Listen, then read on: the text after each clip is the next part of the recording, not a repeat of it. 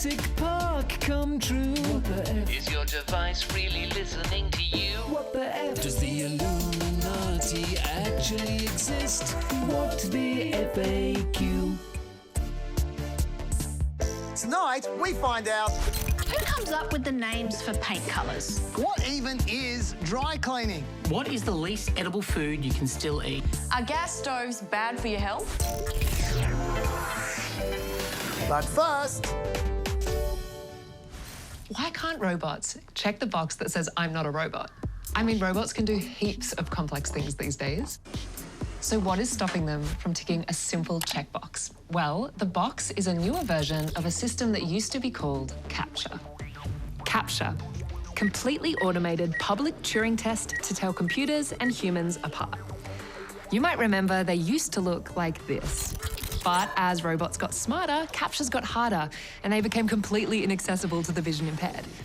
And to the rest of us. Is that even a fucking letter? By 2014, Google had designed AI software that could pass 99.8% of CAPTCHA tests, while humans were only passing 33% of them. Maybe it's a magic eye. I think I see a dolphin. Meanwhile, spammers without supercomputers could still get around CAPTCHAs by paying workers in digital sweatshops to solve them at a rate of 30 US cents per 1,000 CAPTCHAs solved. Now, these services are still online today. What's their address? So that's why Google invented the box. They called it reCAPTCHA. So now I just click the box that says I'm human and that's it? In this case, yep. Well, why can't a robot do that? Well, they can. But the click isn't the test. The test comes before the click, like the way your mouse moves towards that box. Google tracks that kind of thing. A cursor controlled by a bot moves in a suspiciously straight line at a consistent speed, whereas your mouse movements are, well, they're, Only human? Exactly. If the site's still unsure, you'll have to click on the squares with fire hydrants or crosswalks or traffic lights. Google hasn't told us how reCAPTCHA works exactly, but experts think this traffic light section might also be a mouse movement test, which is why you passed, even though you missed 2 millimeters of... So what's stopping spammers from paying sweatshops to beat these new CAPTCHAs? Nothing. Their workers get paid a whole $1 US to complete 1,000 CAPTCHAs. But there is just one tiny other little thing. Yeah? Modern reCAPTCHAs also examine your browsing history. What? Your previous internet activity is the clearest giveaway of who is human and what's a bot. Bots, for instance, don't generally Google themselves while perving on pictures of young King Charles and looking into forehead reduction surgery. I did not give them permission to do that. You gave Google permission to. I did not. Yes, you did. Check the privacy link. It takes you straight to Google's privacy statement, which has this video. We also collect info as you use our services, like the searches you make, ads you interact with, and visits to websites that use our services.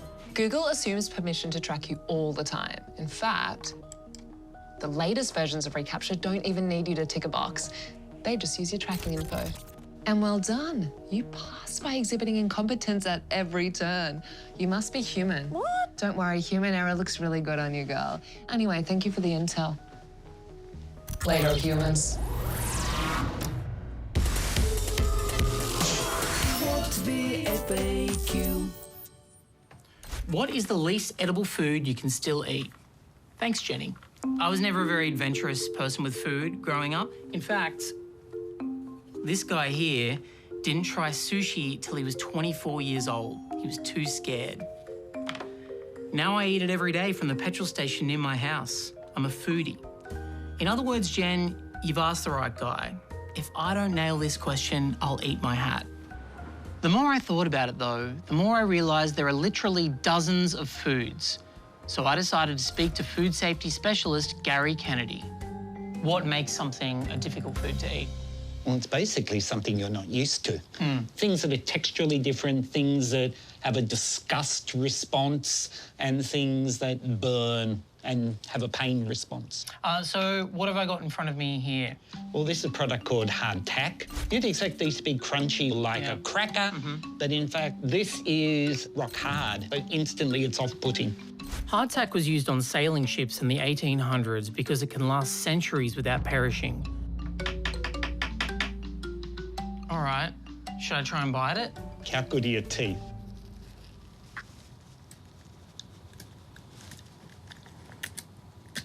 Oh, I'm getting through the first layer. I hit a wall. The texture, I would describe the texture as... Like a floor tile? Yeah, a floor tile or a bathroom tile in my mouth.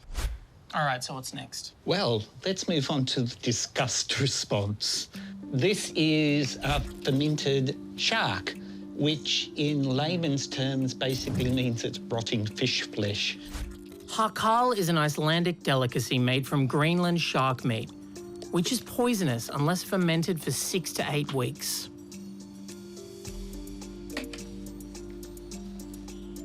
It really does smell like vomit. It's like you're walking past a bin with fish scraps in it and also someone spewing into that bin. Okay. Here we go. Fucking hell. All right. I'm gonna do it now. Okay.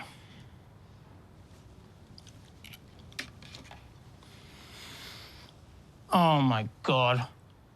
Oh, fuck me. Oh, it's so much chewier than you want it to be. It's so much chewier. Oh, it's really, Yep. a strong chemical sort of taste. A lot of it's the ammonia taste you're picking up. God. Oh. Okay. Well, that's done. What's next?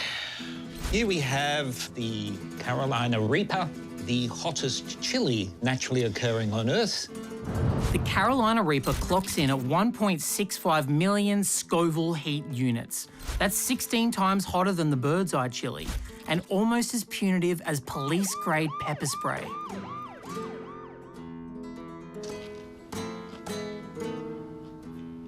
It's not that bad right away, if I'm honest with you. Tastes a bit like a capsicum at first.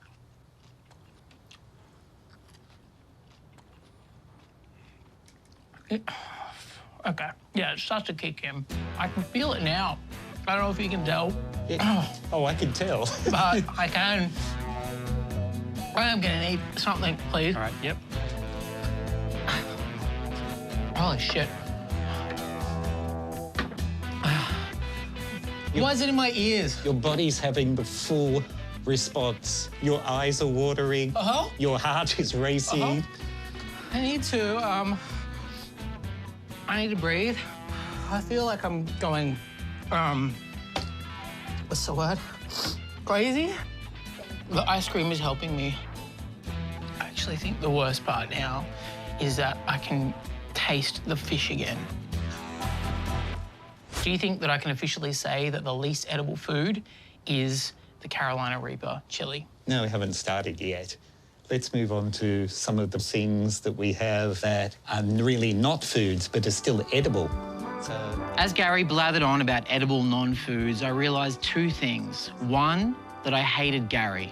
And two, this was going to be a very long, hard road if I was going to avoid eating my hat. What are we doing? Let's get it over with. Let's start with dirt.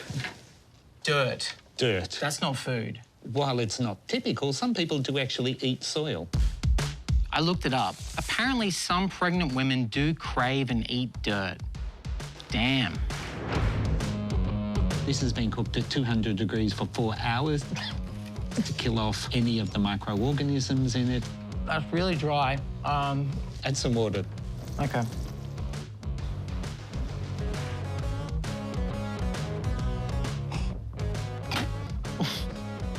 So bad.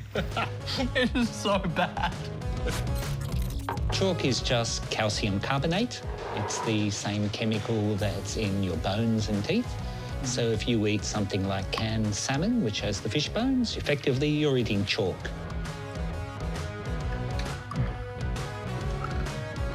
Zero stars.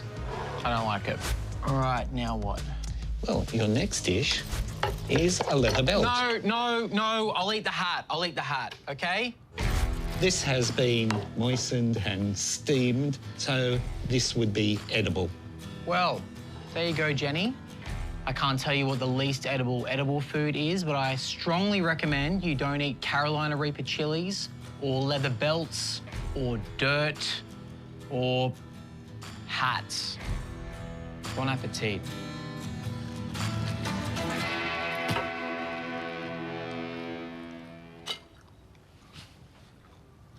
hate you.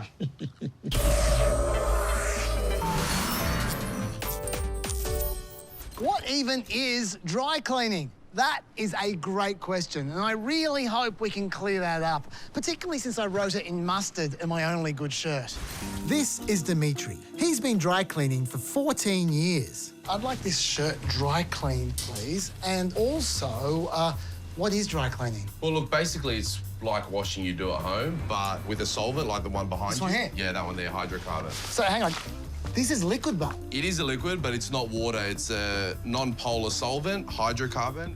Dimitri explained that water is a polar liquid, which means that its molecules are electrically charged. But the liquids dry cleaners use are non-polar, so they're more effective at cleaning oily or greasy stains that are also non-polar. Wet! If you're using a liquid, aren't the clothes wet? Yeah, but they're not water wet. There's certain materials that can't go in water, like silk and wool. Dimitri also noted that water swells fabric fibres, and it's the swelling that causes shrinkage and fading in delicate clothing, which is why dry cleaning avoids those issues. Now, I hate to be that guy, but I can't help notice that this is all called dry cleaning, and yes, I'm not up with your industry jargon, but doesn't dry usually mean not wet? Yeah, but you need to understand it's not water, it's a solvent, which means it doesn't go down the drain, and theoretically, it's better for the environment. Finally, Dimitri noted that dry cleaning may involve some steaming to remove any water-soluble stains without subjecting the garments to the rigours of full soaking. I put to you that this should be called wet cleaning. Are we done? Well, there you go, Leonie. Dry cleaning is wet cleaning. But apparently it's a special dry kind of wet. Now, if you excuse me, I have to find a different wet cleaner to clean my shirt because I think this one might have had enough of me.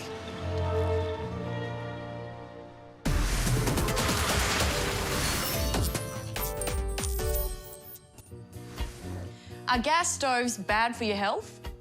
Well, Theo, let's just fire up the old URL trawler and see if we can find a simple answer to this simple question. Left's agenda to get rid of natural gas. 12 extra seconds to cook your soup. Rescue my gas cooker from my cold, dead hand. I have taped myself to the stove and I will stay taped to this stove. No! Forget the culture war and put climate change aside for a second.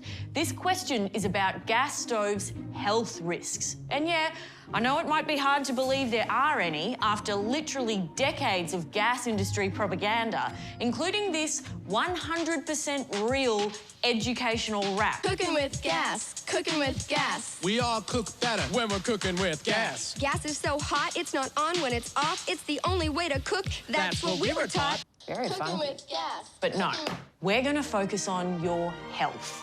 Just like one of Australia's biggest natural gas companies, Jemena, did when they ran a guided meditation session for Women's Health Week to help us understand the science behind the benefits of the natural gas flame and why relaxing with a flame can really help take the stress away. You might be wondering what that science she's referring to is. Well, Jemena's press release cited only one study, and that study involved people watching a fire simulation on a computer screen. So, not a real flame, and definitely no natural gas.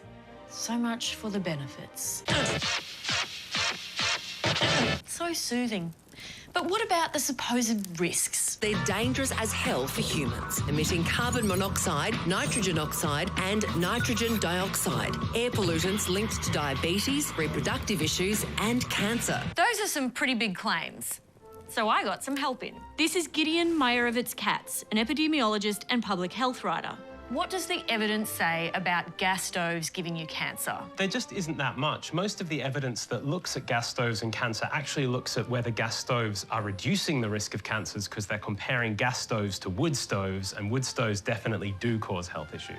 So cancer's pretty complicated. What about diabetes? The pollutants that gas stoves create have been linked to an increased risk of diabetes, particularly nitrous oxides. Just hard to be certain whether nitrous oxides are causing an increased risk of diabetes or whether other factors that relate to nitrous oxide pollution in society are the things that are causing the increased risk. Natural gas is fine. Natural gas is clean. Safe cooking makes sense. We're not trying to be mean. What about the cooking with gas wrap? Is that bad for you? It is the worst thing that I've ever seen.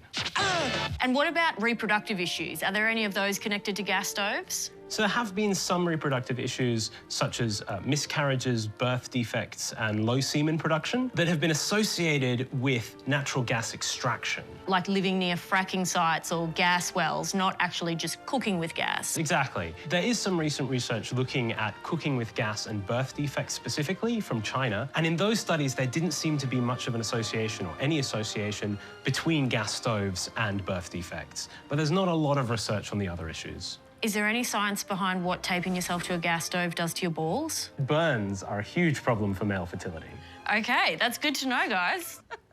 Did you actually look that up? I looked that up. Now, this doesn't mean there are no health risks associated with Cooking with gas. Cooking with gas. Because there was a fairly alarming claim made recently about a link to asthma. A child living with gas cooking in the home faces a comparable risk of asthma to a child living with household cigarette smoke. So if we took all those gas stoves out of the equation, would a whole bunch of kids not end up with asthma? 12.7% of childhood asthma is associated with gas stoves.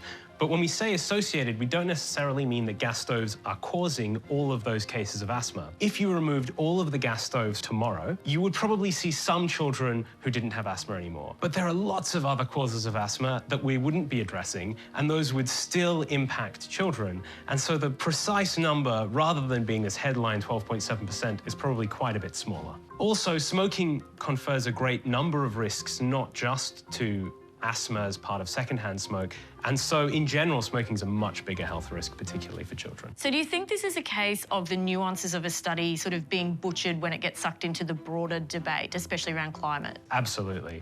I think that there is a vague risk to children's health that are then being conflated with the climate change risk. And, of course, climate change in general is a big risk to human health, and using gas stoves contributes to that. So that is a very valid reason to object to gas stoves in households.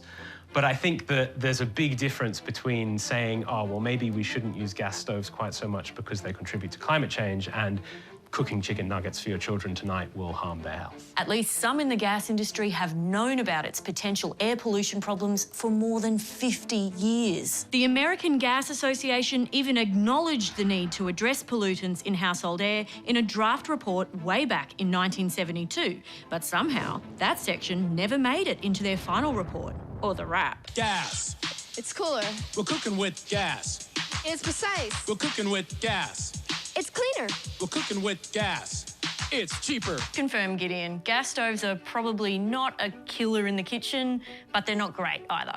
Pretty much. I mean, one of the most reassuring things that the evidence shows is that if you improve ventilation in kitchens, so opening a door, a window, having a ceiling fan even, you can almost entirely mitigate the increased levels of pollutants caused by gas stoves. And there are several randomized controlled trials that have shown just that. So, Theo, you probably don't need to panic about using a gas stove. Just make sure you've got a well-ventilated kitchen. And if you'd prefer that message delivered in an 80s-style educational rap, well, I know just the guy. I'm Garrett Andre, an original rapping chef, and I'm still cooking. Hit it!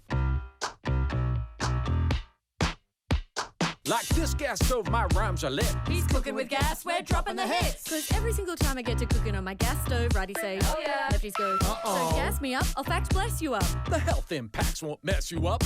The info you've heard is misconstrued, cause media reports say, peer review, fake window, fans, and a good range hood. Don't fuel chef rule and tape your manhood. Cause that's a knob, and that's a burner. That's a knob. Dude, that'll burn ya. Don't forget your other options. Switch to electric for that sweet induction. Does induction cook as well and make my food taste great? Like my gas stove's done since 1988. It does, my man. Of that we can assure you. I'll kill the flame and grow my mullet back too. Methane gas bad, makes the planet burn. Your stove is not a killer, that's a lesson learned.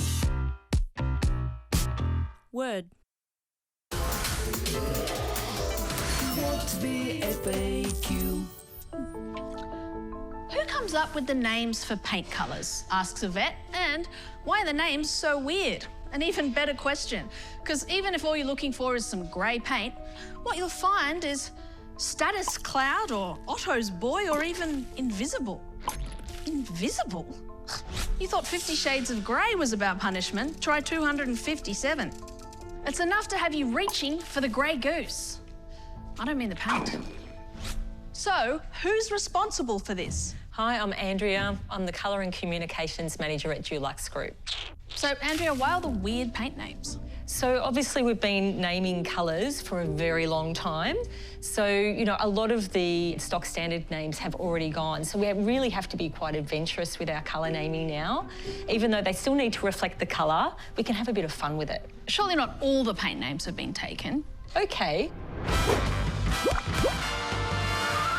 What would you call this colour? Dandelion yellow. How about this white? What would you think that this white is? Crisp white. And how about this one? Pink petal? This one? Sky blue. Actually, no. Sky babe. No, that's stupid. What was I thinking? Why would there be a paint called Sky babe? Huh. What is wrong with you people? Lampoon. Wait, that... French kiss. Excuse me? Yeah. Andrea says that the major paint companies have a handshake agreement, that if any of them have used a name once, none of them will ever use that name again. So, Andrea, there's so many paint names. How do you stay across them all so you don't double up? Well, we have over 100,000 on our database as we speak, and basically none of those can be recycled. Yeah, because you've already used that name. Correct. We have indeed.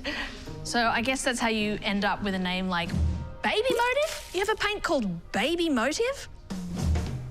Listen, kid, we know you did it. We know when you did it. We've even got the murder weapon. The only thing we don't know is why.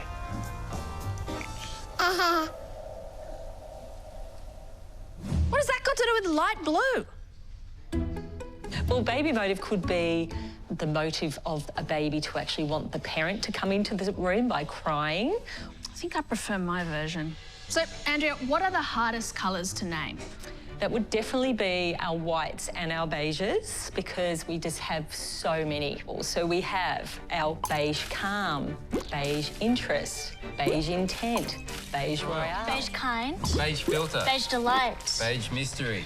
Sure, so is your team Antiquity. Vintage beige. Tapestry beige. Majestic beige. Beige artifacts. Okay, so, anyway.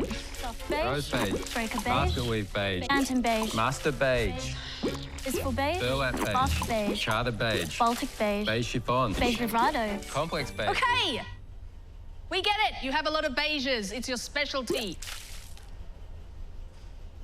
It's beige. Andrea, how does your team come up with these paint names? Look at many different inspirations, like maybe a world atlas. Street directories used to be fantastic years ago. And obviously cookbooks are a really great inspiration as well. I'm seeing that. I mean, corn kernels, steamed mushroom, mango squash. I think I've used all of these ingredients to make a hot curry. You know what, Andrea? I think that'll do. I'm feeling kind of peckish.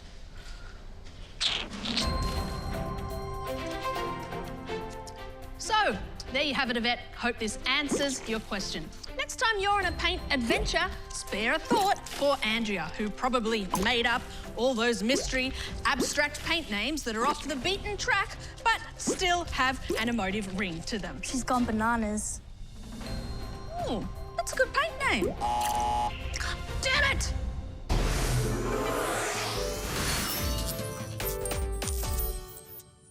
Why does toothpaste make orange juice taste so bad? Mish, it's because of a substance in toothpaste called sodium lauryl sulfate.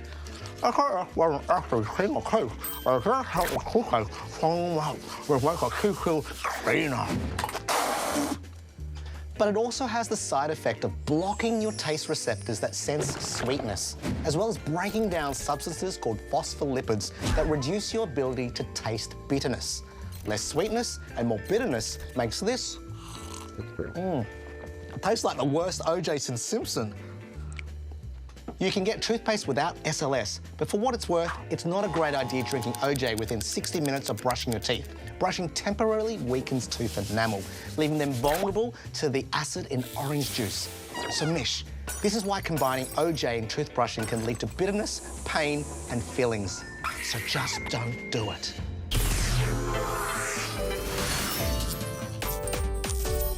You might remember earlier we were talking about the health risks of gas stoves. Like this gas stove, my rhymes are lit. He's cooking with gas, we're dropping the hits. The thing is, while the health risks are complicated, what is absolutely clear is that methane, which gas stoves use, is terrible for the climate.